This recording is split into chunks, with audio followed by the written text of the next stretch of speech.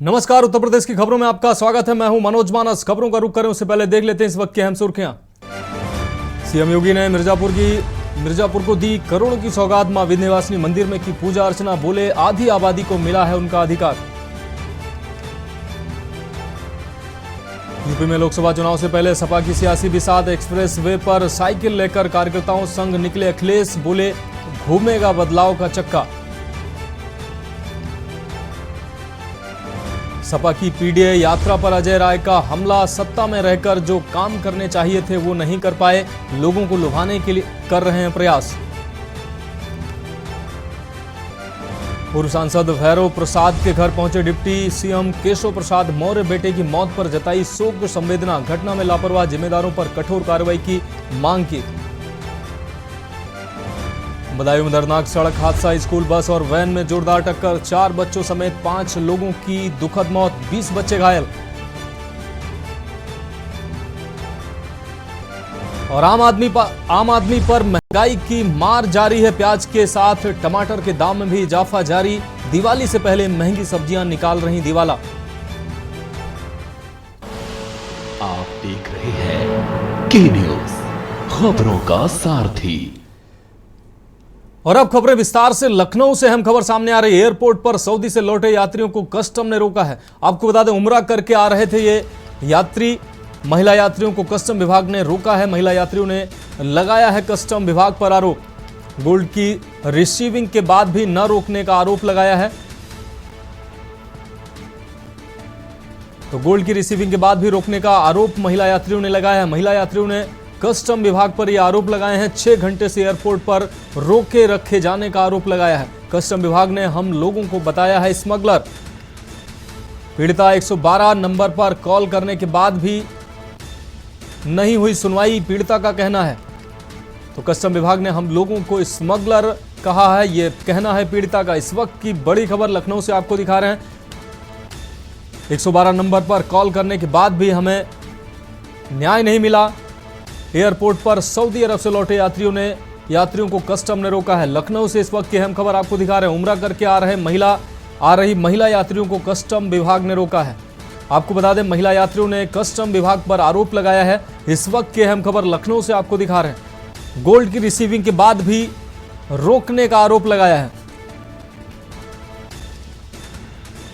महिला यात्रियों ने लगाया है कस्टम विभाग पर गंभीर आरोप। इस वक्त की अहम खबर आपको दिखा रहे हैं। 6 घंटे से एयरपोर्ट पर रोके रखे जाने का आरोप लगाया है। और भरत सेठी हमारे संवाददाता लखनऊ से ज्यादा जानकारी के लिए हमारे साथ जुड़ गए हैं। भरत, महिला यात्री जो विदेश से उम्रा करके लौट रही थी उनको कस्टम विभाग ने रोका है। यात्रियों का आरोप भी कस्टम विभाग पर लगा। क्या कुछ है पूरा मामला? देखिए, ये यात्री जो थी, ये महिला यात्री थी, ये सऊदी से लखनऊ अपने वापस आ रही थी। ये उम्रा करने के लिए सऊदी गई थी। वहां से जब यात्री वापस आ रही थी, उन्होंने कुछ वहां पर सऊदी में गोल्ड को एक्सचेंज करवाया था, जिसके उनके पास पूरे प्रॉपर कागज थे। जब लखनऊ पे जब ये लोग पहुंचते हैं लखनऊ एयरपोर्ट पर, तो कस्टम विभाग इनको रोकता है और जांच पड़ताल करता है और इनसे कहता है कि जो आपके ये पेपर है, जो वेट है इसका ज्यादा है, इतना वेट का आप लोग सोना नहीं ला सकते हैं। उसके प्रॉपर उन्होंने, जब भी पीड़ित पक्ष ने पीड़ित ने उनको प्रॉपर पेपर्स दिखाए जो उन्होंने वहां से परचेज किया था। उसके बावजूद भी सुबह 11:30 बजे से जो यात्री थे वो लखनऊ एयरपोर्ट पहुंच गए। तो शाम को लगभग 5 बजे तक यात्रियों को रोक के रखा और वहां पर जुर्माने की बात कहते रहे। फिलहाल आखिर में लगभग 2 लाख के आसपास का इनसे जुर्माना भी इनसे लिया गया, फाइन भरा गया। उसके बाद यात्रियों को छोड़ा। यात्रियों ने यहाँ ये भी कहा कि जो कस्टम के अधिकारी थे उन्होंने हमको स्मगलर बताया है। तमाम तरीके के आरोप लगाए हैं। जब जो यात्री थे वो परेशान हो गए तो उन्होंने 112 नंबर पे कॉल की और कॉल कर पुलिस भी मौके पर पहुंची। पुलिस के अधिकारियों ने कस्टम से बात करी। उसके बाद वो वापस लौट गए। लेकिन कहीं ना कहीं जिस तरीके से यात्रियों को रोका गया, परेशान किया गया, 6 से 8 घंटे तक लोग लगातार पूछताछ करते रहे, वो कहीं ना कहीं सवाल खड़े करता है। और पीड़ित का साफ तौर पर यह भी आरोप है कि किस तरीके से हमको स्मगलर बताया गया। इसी को लेकर वहां पे काफी देर तक हंगामा भी चलता रहा और उसके बाद फिलहाल चालान और रसीद काटने के बाद ही उन लोगों को छोड़ा गया। भरत, इस अहम जानकारी के लिए आपका बहुत शुक्रिया। तो महिलाओं के साफ तौर से आरोप थे कि उनको स्मगलर बोला गया है, जबकि सारे पेपर दिखाने के बावजूद भी उनको छोड़ा नहीं गया और उनको स्मगलर बोला गया है। अगली खबर की ओर इटावा से अहम खबर है। सपा महासचिव रामगोपाल यादव का बड़ा बयान सामने आया है। आपको बता दें, आजम खान के साथ अन्याय हो रहा है, रामगोपाल का यह बयान सामने आया है। तो इटावा में पहुंचे थे रामगोपाल यादव। इस दौरान सपा के महासचिव रामगोपाल का यह बयान सामने आया है। गाजियाबाद एनकाउंटर पर भी प्रतिक्रिया दी है रामगोपाल यादव ने। राज्य में महिलाओं का जीना दूभर हो गया है, कानून व्यवस्था पूरी तरह से चौपट हो चुकी है। तो इस वक्त की अहम खबर इटावा से आपको दिखा रहे हैं। मुख्यमंत्री को अधिकारी गलत सूचना देते हैं, ऐसा कहना है रामगोपाल यादव का। यूपी में सभी एनकाउंटर फर्जी हो रहे हैं। साथ ही केशव प्रसाद के बयान को भी उन्होंने बचकाना बताया है। यूपी में एनकाउंटर को फर्जी बताते हुए रामगोपाल ने कहा है कि यूपी में जितने एनकाउंटर हो रहे हैं वो फर्जी एनकाउंटर हैं। इस वक्त की अहम खबर इटावा से अपने दर्शकों को दिखा रहे हैं। इटावा पहुंचे सपा महासचिव रामगोपाल यादव का बड़ा बयान सामने आया है। आजम खान पर बोलते हुए उन्होंने कहा कि आजम खान के साथ अन्याय हो रहा है। इन लोगों को केंद्रीय मंत्री होने के बाद भी जो संयम होना चाहिए, और जो आपकी तो सारी संस्थाएं आपके हाथ में हैं, तो आप पहले यानी कोई जांच करे, और कोई मंत्री, इम्पोर्टेंट मंत्री कोई बयान देने लगे तो जांच निष्पक्ष हो सकती है। ये देने नहीं चाहिए। लोग कोई ये देश के हित की बात ही नहीं कर रहे हैं। ज्यादा जानकारी के लिए हमारे संवाददाता प्रमोद दीक्षित हमारे साथ जुड़ गए हैं। प्रमोद, रामगोपाल यादव का एक बार फिर से बड़ा बयान सामने आया है। उन्होंने तमाम बातें की हैं। यूपी में जो एनकाउंटर हो रहे हैं उस पर बोलते हुए उन्होंने कहा है कि फर्जी एनकाउंटर हो रहे हैं, आजम खान के साथ अन्याय हो रहा है, ऐसा उन्होंने कहा है। क्या कुछ अहम अपडेट है? ये बिल्कुल आपको जानकारी कर दें, जिस तरीके से आज सरदार वल्लभ भाई पटेल की जयंती को लेकर के वो कार्यक्रम में पहुंचे थे, वहीं उन्होंने माला अर्पण करने के बाद जब पत्रकारों से बात की गई तो पत्रकारों के सवाल पर उन्होंने साफ तौर पर जवाब कहा है कि जो प्रदेश स्तर पर जो भी पुलिस के द्वारा एनकाउंटर किए जा रहे हैं वो एक तरीके से बिल्कुल फर्जी किए जाते हैं। कोई एनकाउंटर में कोई भी अपराधी इस तरीके का नहीं होता है। जब आजम खान के ऊपर सवाल किया गया तो उनका साफ तौर पर कहना है कि आजम खान के ऊपर सरकार अन्याय से अन्याय करती चली जा रही है, और अगर उनका किसी प्रकार से भी एनकाउंटर होता है तो फिर देश में क्या होगा उसकी कल्पना भी नहीं कर सकते, ऐसा उनका साफ तौर पर कहना है। और प्रशासन सरकार के ऊपर आरोप लगाते हुए उनका साफ तौर पर ये भी कहना है कि जिस तरीके से भ्रष्टाचार जो प्रदेशों में फैलाए हुए हैं, पुलिस कोई कार्रवाई करती है तो अगर वो पहले जांच कर ले उसके बाद कार्रवाई करे, पर उन्होंने साफ तौर पर ये इल्जाम लगा दिया है कि पुलिस बिना जांच के ही उनके ऊपर एनकाउंटर जैसी वो कर देती घटना को अंजाम देती है, जो किस तरह का एक फर्जी है। जी प्रमोद, एक और बात उन्होंने महत्वपूर्ण कही कि अधिकारी जो है मुख्यमंत्री को गलत सूचना देते हैं। जी ठीक है प्रमोद, इससे हम जानकारी के लिए आपका बहुत शुक्रिया। तो आपको बता दें, रामगोपाल यादव हमेशा ऐसे बयानों के लिए जाने जाते रहे हैं। इटावा पहुंचने पर रामगोपाल यादव की यह प्रतिक्रिया आई है। उन्होंने तमाम मुद्दों को लेकर बातचीत की। उन्होंने अधिकारियों पर तंज कसते हुए कहा है कि वो मुख्यमंत्री को गलत सूचनाएं देते हैं। बात करेंगे अगली अहम खबर की। कासगंज से अगली अहम खबर है। जिले में झोला छाप डॉक्टरों का आतंक लगातार जारी है। बिना पैर की हड्डी टूटे पैर का ऑपरेशन कर दिया डॉक्टरों ने। ऑपरेशन कर युवक के पैर में लोहे की रॉड भी डाल दी। चोट लगने पर युवक के पैर में आई थी सूजन, जिसके बाद वो डॉक्टरों के पास गया था। झोला छाप डॉक्टर को दिखाने पहुंचा था ये युवक। इस दौरान पीड़ित युवक से 50,000 रुपए भी लिए गए। ऑपरेशन के बाद युवक के पैर की हालत पहले से भी ज्यादा बिगड़ गई। दोबारा एक्सरे कराने पर खुला डॉक्टर का फर्जीवाड़ा।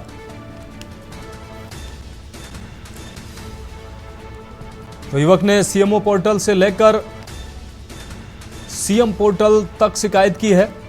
1 माह बीत जाने के बाद भी अभी तक कोई कार्रवाई नहीं हुई है। झोला छाप के खिलाफ कार्रवाई से बच रहा है प्रशासन।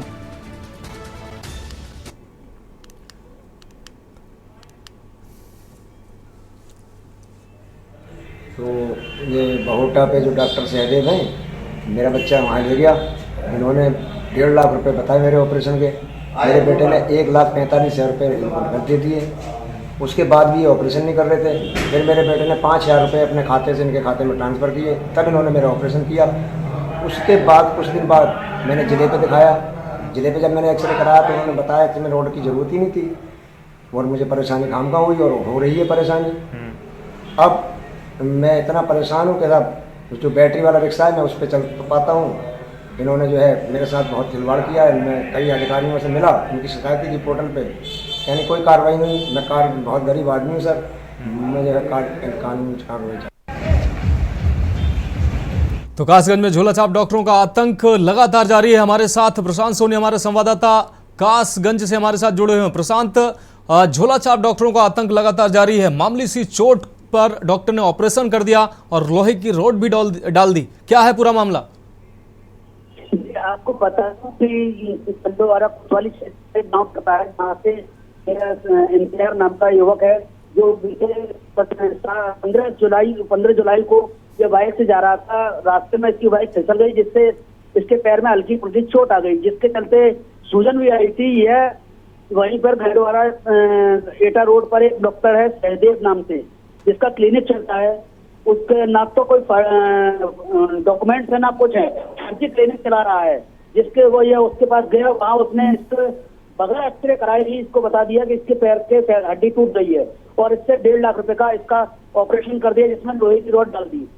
1 महीने बीत जाने के बाद जब ये इसका पैर सीधा नहीं हुआ, इसका पैर टेढ़ा होता चला गया, तो इसने दोबारा जिला अस्पताल में एक्सरे कराया, जिसमें पता लगा कि इसकी पैर की हड्डी कभी टूटी ही नहीं थी, बल्कि डॉक्टर ने फर्जी तरीके से पैसे लेकर इसकी रॉड डाल दी है। जिसकी शिकायत इसने बीते माह पूर्व सीएम पोर्टल पे की। सीएम पोर्टल से जब पुलिस पर आई तो गंडोवारा कोतवाल ने उस मामले को रफा दफा कर दिया और सीएम पोर्टल पर फर्जी रिपोर्ट लाकर वापस भेज दिया, जिसकी शिकायत इसने दोबारा की है। और साथ ही इसने इसकी शिकायत सीएमओ से की, तो सीएमओ ने सिर्फ जांच की बात कहकर मामला टाल दिया है। और प्रशांत, अभी तक कोई कार्रवाई नहीं हुई? नहीं, अभी तक कोई कार्रवाई नहीं है। सिर्फ प्रशासन, जिला स्वास्थ्य विभाग सिर्फ जांच की बात कहकर कार्रवाई की कह देता है। प्रशांत, इस अहम जानकारी के लिए आपका बहुत शुक्रिया। तो फर्जी डॉक्टरों का, झोलाछाप डॉक्टरों का किस तरीके से मकड़ जाल फैला हुआ है और आम जनमानस कैसे इन ठगों के चक्कर में फंस जाता है, आप साफ तौर से देख सकते हैं। साधारण चोट में ऑपरेशन कर दिया गया डॉक्टर के द्वारा और 1.5 लाख रुपए की ठगी की गई, और जबकि ये साधारण चोट थी। साधारण चोट में इतना बड़ा ऑपरेशन डॉक्टर के द्वारा कर दिया गया। बढ़ेंगे अगली खबर की ओर। अमेठी से अगली अहम खबर है। भरे बाजार में युवक पर धारदार हथियार से हमला हुआ है। पैसों के लेन देन को लेकर यह विवाद हुआ है। विवाद में भरे बाजार में हथियार से हमला किया गया है। घायल युवक को गंभीर हालत में अस्पताल में भर्ती कराया गया है।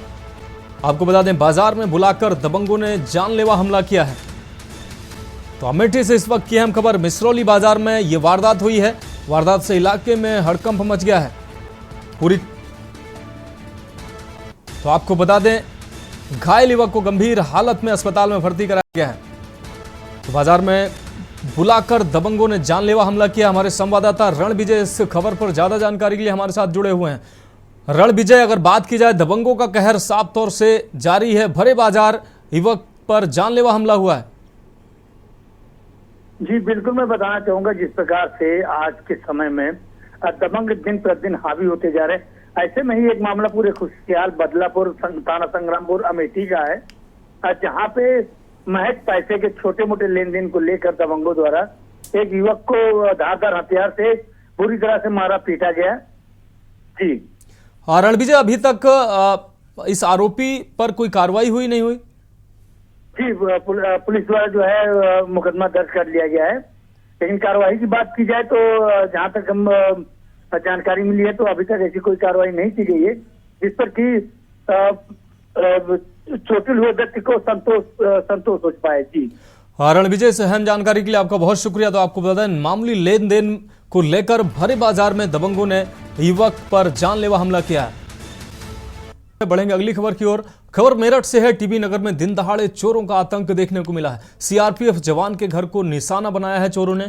लाखों की नकदी और ज्वेलरी पर चोरों ने हाथ साफ किया है। आपको बता दें, मकान बंद कर दवाई लेने गया था ये पीड़ित जवान, जिसके घर पर चोरों ने धावा बोला है। घर लौटे जवान ने एक चोर को रंगे हाथों दबोचा है। चोर का एक साथी छत से कूदकर फरार होने में कामयाब रहा। तो पुलिस ने चोर को हिरासत में लेकर थाने भेजा है। टीपी नगर थाना क्षेत्र के मलियाना का ये मामला बताया जा रहा है। लाखों की नकदी पार किया है। मकान बंद कर दवाई लेने गया था पीड़ित। तो मेरठ से अहम खबर आपको दिखा रहे हैं। घर लौटे जवान ने चोर को रंगे हाथों पकड़ा है। और राजू शर्मा हमारे संवाददाता मेरठ से ज्यादा जानकारी के लिए हमारे साथ जुड़ गए हैं। और राजू, दिन दहाड़े मेरठ में चोरियां हो रही हैं, प्रशासन क्या कर रहा है? राजू, क्या हमें सुन पा रहे हैं? तो राजू शर्मा से हमारा संपर्क नहीं हो पाया। मेरठ से ये अहम खबर आपको दिखा रहे हैं। टीपी नगर में दिन दहाड़े चोरों का आतंक साफ तौर पर देखने को मिल रहा है। सीआरपीएफ जवान के घर को चोरों ने निशाना बनाया है और लाखों की ज्वेलरी के साथ नकदी को पार किया है। इस दौरान बढ़ेंगे अगली खबर की ओर। रायबरेली से अगली अहम खबर है। के न्यूज इंडिया की खबर का बड़ा असर हुआ है। आपको बता दें, बाहर से दवाई लिखने के मामले पर डॉक्टर पर कार्रवाई हुई है। डॉक्टर अनिल गुप्ता पर सीएचसी अधीक्षक ने बड़ी कार्रवाई की है। अंतिम चेतावनी देते हुए 2 दिन का वेतन काटा है। अधीक्षक ने स्पष्टीकरण में भी अंतिम चेतावनी दी है। सीएचसी में बाहर से दवाई लिखने का मामला प्रकाश में आया था, जिसके बाद अधीक्षक की जांच में डॉक्टर अनिल गुप्ता दोषी पाए गए थे। हरचंदपुर सामुदायिक स्वास्थ्य केंद्र का यह पूरा मामला है। अधीक्षक ने स्पष्टीकरण में अंतिम चेतावनी दी है। सीएचसी में बाहर से दवाई लिखने का यह मामला था, जिसमें सीएचसी अधीक्षक ने बड़ी कार्रवाई की। अधीक्षक की जांच में डॉक्टर अनिल गुप्ता दोषी पाए गए, जिसके बाद अधीक्षक ने 2 दिन का वेतन काटा है, साथ ही अंतिम चेतावनी भी दी है। और रायबरेली से हमारे संवाददाता मनीष अवस्थी हमारे साथ जुड़ गए हैं। मनीष, के न्यूज इंडिया खबर का बड़ा असर हुआ है। सीएचसी अधीक्षक ने डॉक्टर पर कार्रवाई की है, क्या अहम अपडेट है?